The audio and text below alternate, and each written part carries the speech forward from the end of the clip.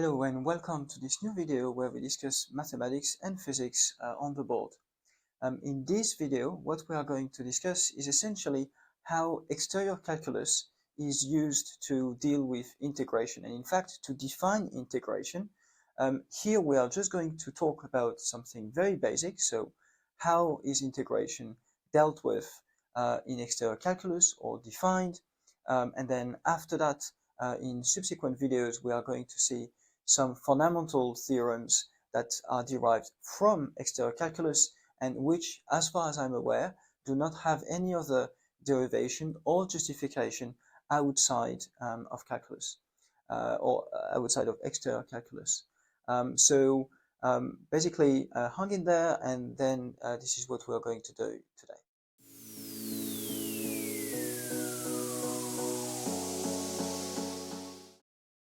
Right, okay, so before starting, I appreciate that I talk quite a bit about exterior calculus on this channel, but the thing is that I still want to recap a bit some of the things that have been said about exterior calculus.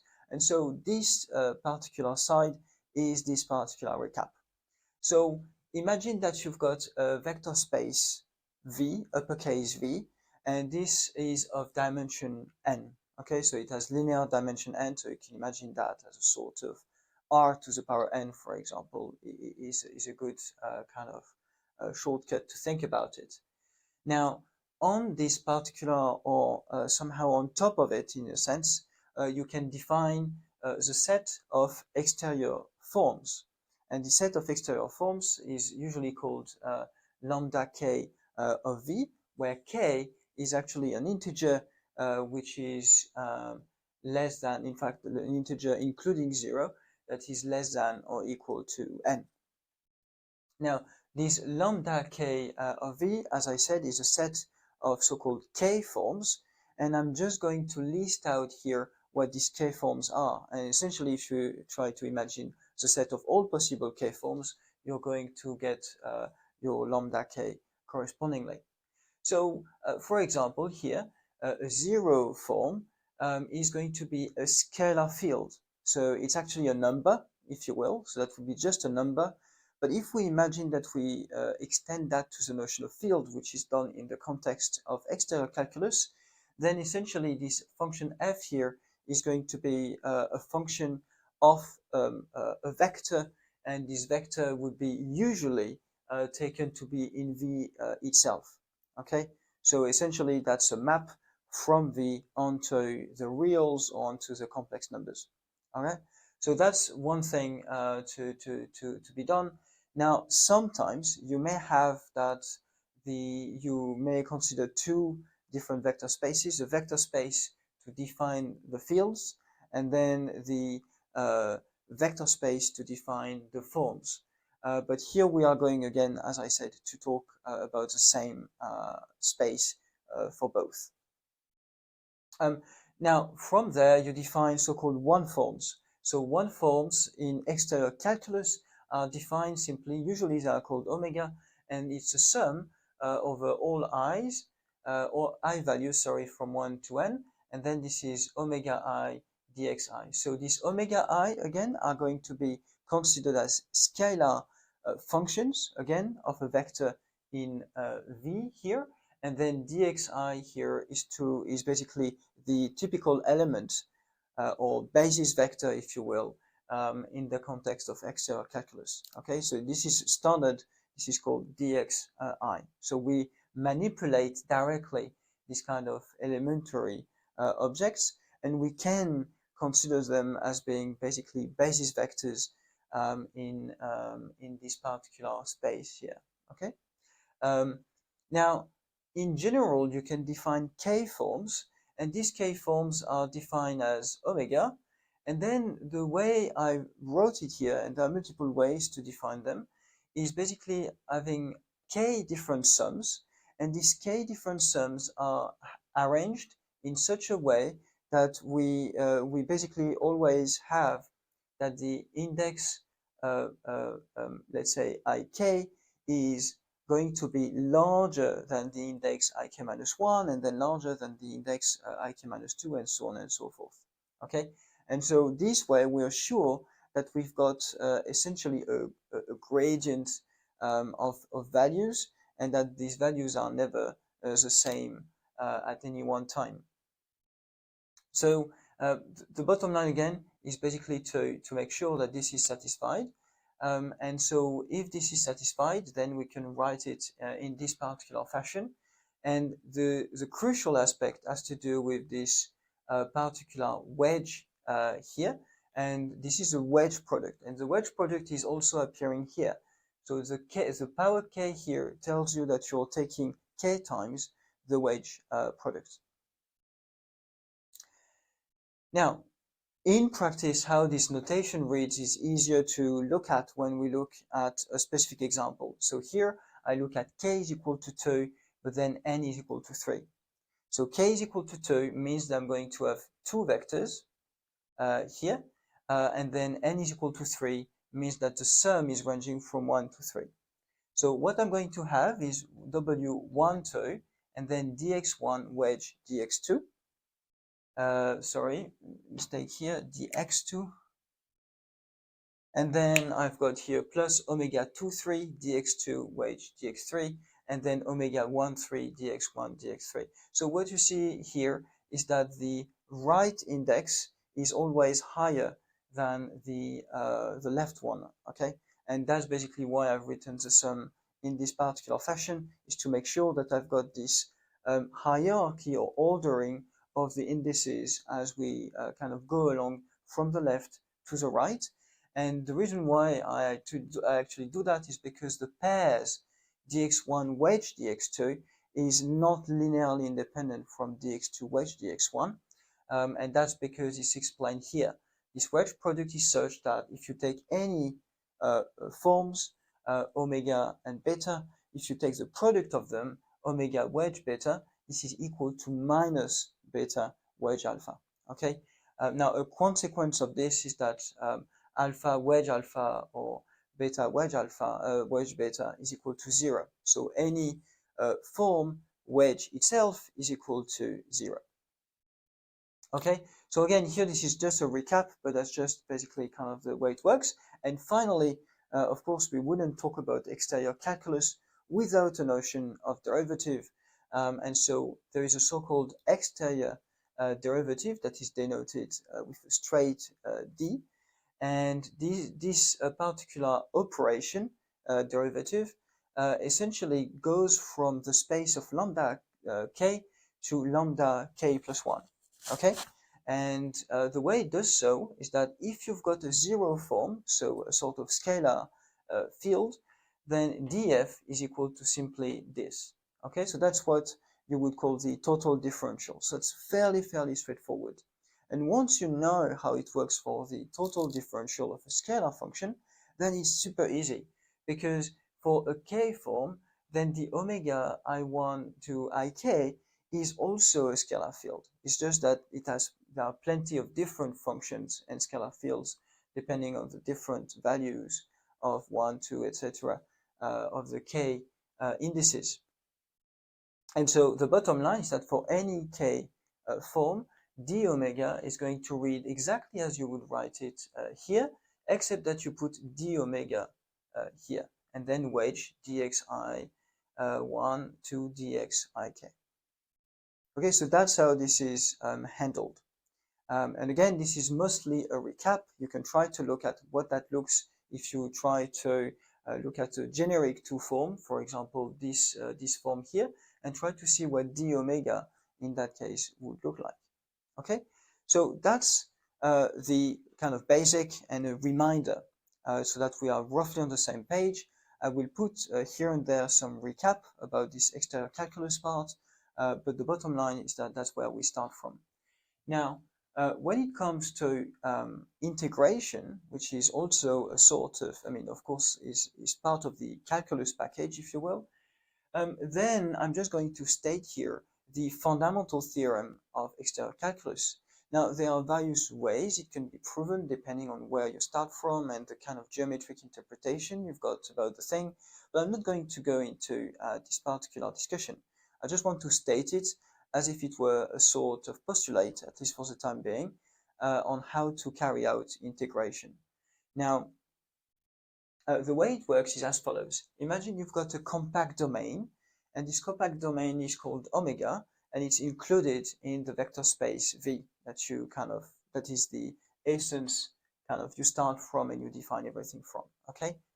And then you denote the boundary of that domain. You denote it like this. So it's a sort of partial D and then omega. Then what you have is that the integral of d omega, where d is the exterior derivative of omega, is equal to the integral of omega over the border of d omega. Okay, so that's kind of the like the bottom line.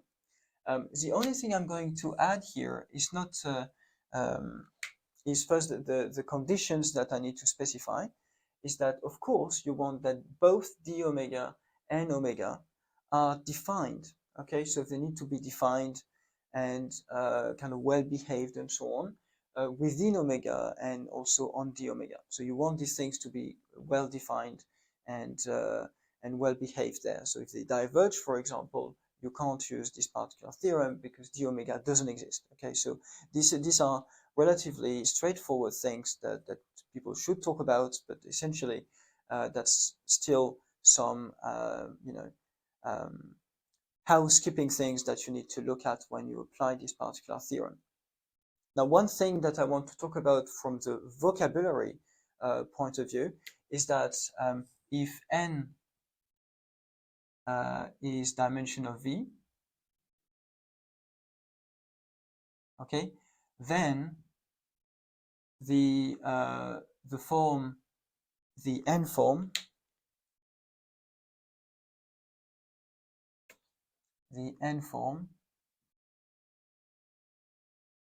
and I'm going to denote it like this, dx, and here that would be, so here I put the 1 here. It's not really a big deal where we put the I, etc.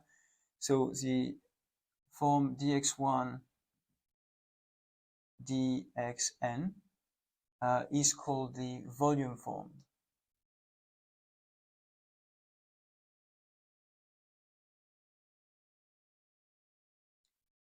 Here, by the way, it is assumed, sorry, there shouldn't be E, it's called the volume form, and here it's assumed that the dxi components are kind of orthonormal to each other.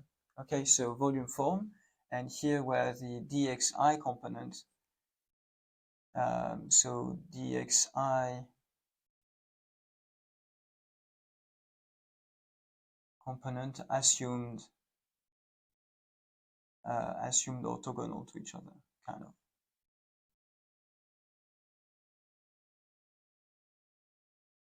So usually this is going to be called the canonical volume form, in the sense that it corresponds to a cuboid of n dimension, and then the volume of that cuboid is simply going to be the product of the length of each sides. Okay, so that's kind of the idea here.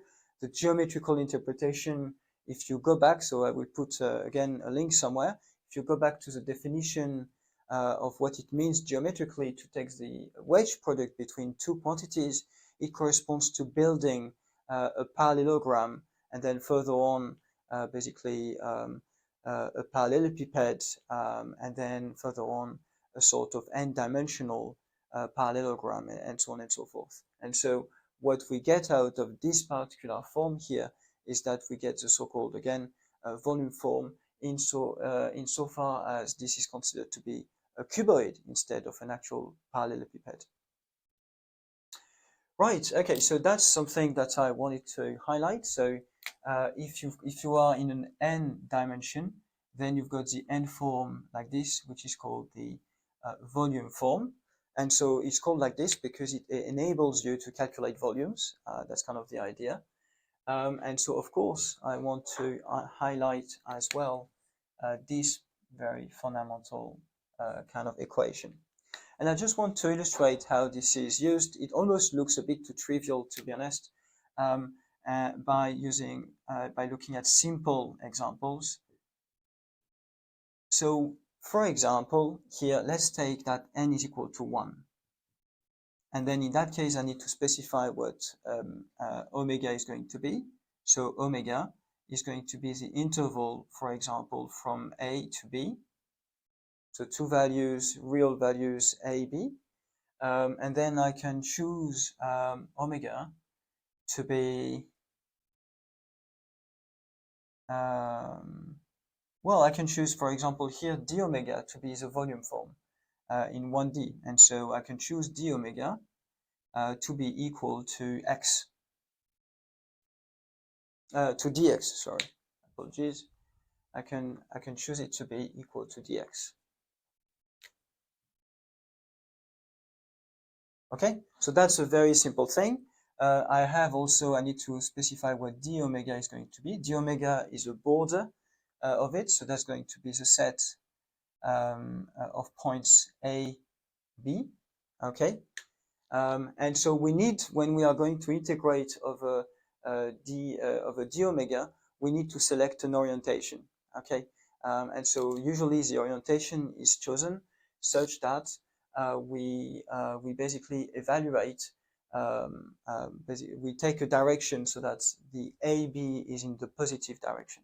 Okay, so we are going to see that when we apply it. So here I'm integrating the integral dx over AB, and I'm simply applying this equation, and that's going to be the integral, and then from d omega of x, right? That's the definition. I'm simply applying the definition from the zero form.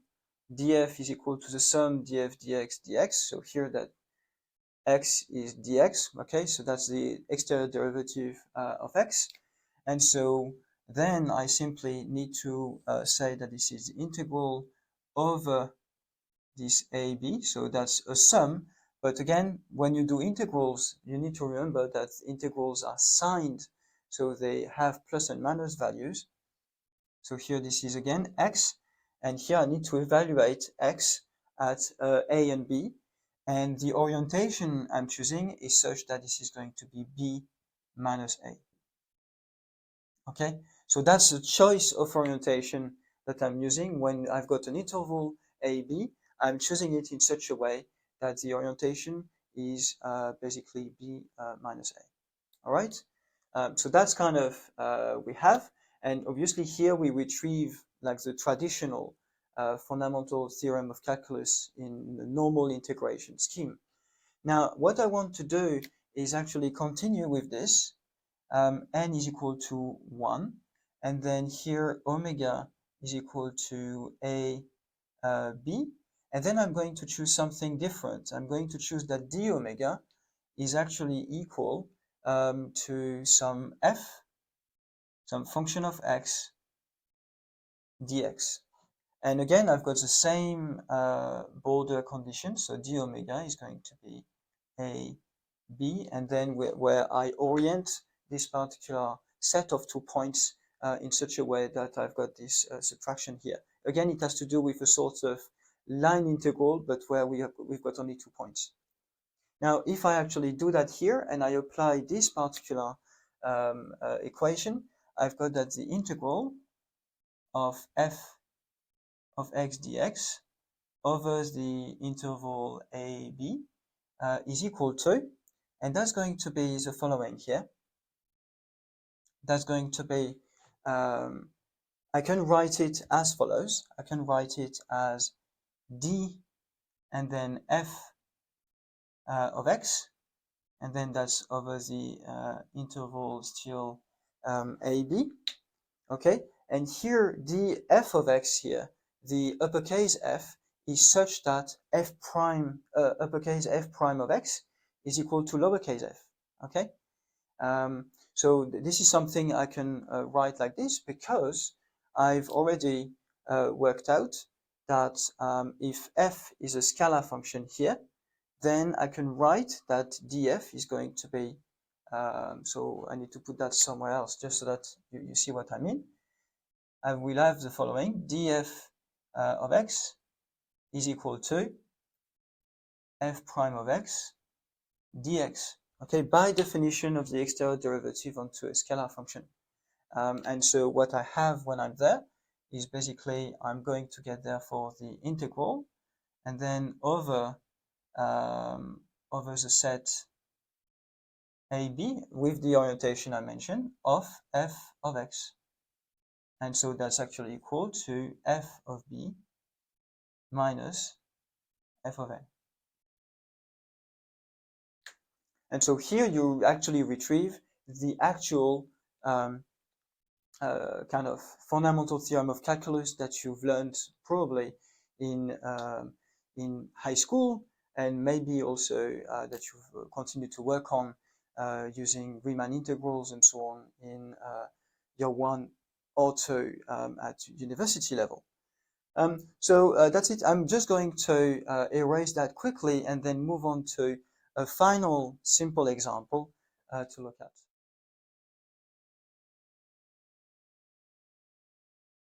Right, okay, so now the case I'm going to look at, which is the last one of this video, is a case where n is equal to 2. Then I've got something more complicated, so omega is going to be a disk. So omega is going to be the set of all points x, y, such that x squared plus y squared is less than or equal to r squared. So that's omega.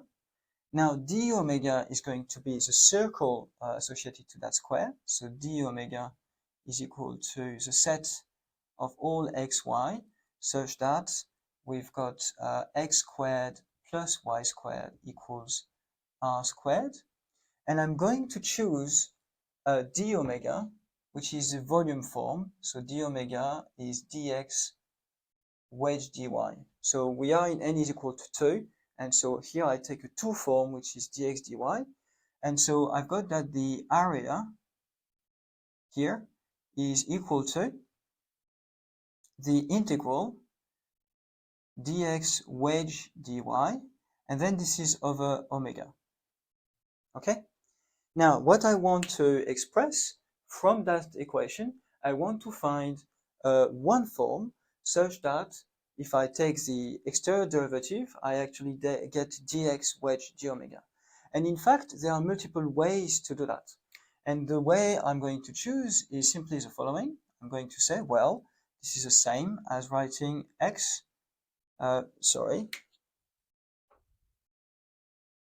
you can convince yourself that this is x dy.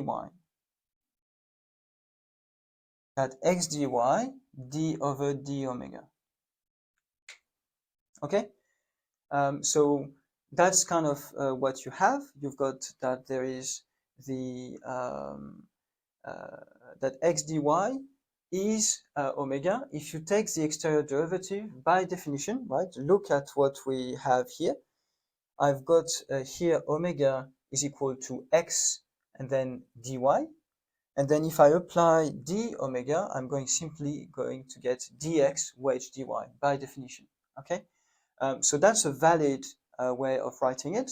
And now d omega here, because I'm expressing things in terms of the variable y, is going to be related to essentially some integral over the variable y.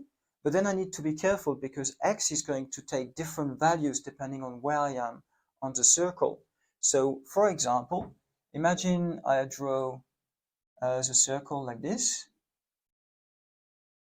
Okay, then there are I've got x and y, and what is going to happen is that there is a case where I'm here. So let's say I'm moving in that direction. Okay, so I'm moving counterclockwise, so so-called the trigonometric direction. And so as I move from y values that are negative to then positive values, I'm going to have a plus kind of x values here. So I need to split the integral in two parts. First, an integral that goes from minus r to r of the values of x, which is going to be positive here. So that's r squared minus x squared, and then square root dy. Sorry, that's r squared minus y squared. Okay, and then I need to do exactly what I did earlier, because now I'm actually on the other portion of the circle, then x actually takes on negative values. So this x is going to take negative values, so that I'm putting directly here. So that's going to be r squared minus y squared, and then dy. But then when I move on from here to there, I go from positive r to negative r. So positive r to negative r. Okay? Now, of course, because there is a rule that if you swap the limits of integration, you get a minus sign. It turns out that we get that this is twice the integral from minus r to r of, let's factorize here. We get 1 minus y over r and then squared, and then we get this, and then dy. Okay? Now at this level, then essentially we are free to do kind of whatever we can to solve this. The way usually this is being done is you realize that the function is actually even, so in terms of y. So actually I can add just a factor 2 again, and then I can simply integrate from 0 to r. Okay, it's obviously easier if I do it this way. And then I've got 1 minus y squared over r squared, like so, and then dy. Okay, so essentially what I'm doing is that I'm integrating now. So y from 0 to r, so I'm integrating the first quadrant. And because of the mathematical properties of the functions of the square root and here of the evenness of the function here with y, I can basically get this factor 4.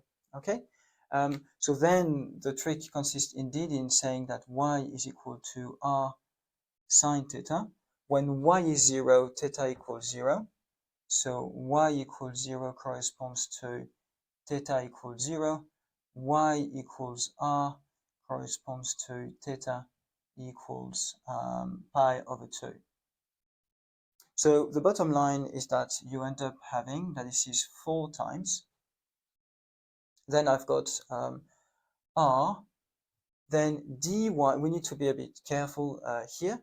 Dy is going to be equal to, so dy is r cosine theta d theta. Okay, so I'm going to get an r coming there. So I've got 4r squared here. And then 1 minus sine theta squared is going to be actually cosine squared. So in the end, we actually get the following: 0, pi over 2. And then we've got cosine coming from the square root, and then a cosine coming from the dy. So cosine basically squared, and then d theta. Okay. Now, as it turns out, you've got that this is 4r squared, and cosine squared theta is equal to 1 plus, so it's equal to 1 plus cosine 2 theta over 2, and that's the integral from 0 to pi over 2 still, then d theta. And here, we need to not lose track of what we're doing. We end up with an integral. I've just changed the inside of the integral, but then basically I can reapply that again like I've done in one-dimensional cases earlier. And then essentially, the cosine term is going to give you 0. And then this particular term here is going to give you pi over 4. Okay, so you're going to get pi over 4 times 4r squared. So this is pi r squared. Okay. Now, of course, this is a kind of long-winded equation, but the point here was to show that one, you could actually start from dx wedge dy. Second, it's not the end of the world to actually evaluate omega. In that case, this is, for example, x dy is a valid omega. But by the way, y dx is also a valid omega. In fact, minus y dx is a valid omega as well to get the dx dy here. Please notice that the orientation we choose is not arbitrary. Dx dy is considered to have a positive value in orientation and so on. If I had written the volume form or the area form as dy wedge dx, I would have been in trouble because they get a minus sign as you swap them. So you need to be careful about this kind of basic stuff when you integrate forms. But apart from that, everything should be all right.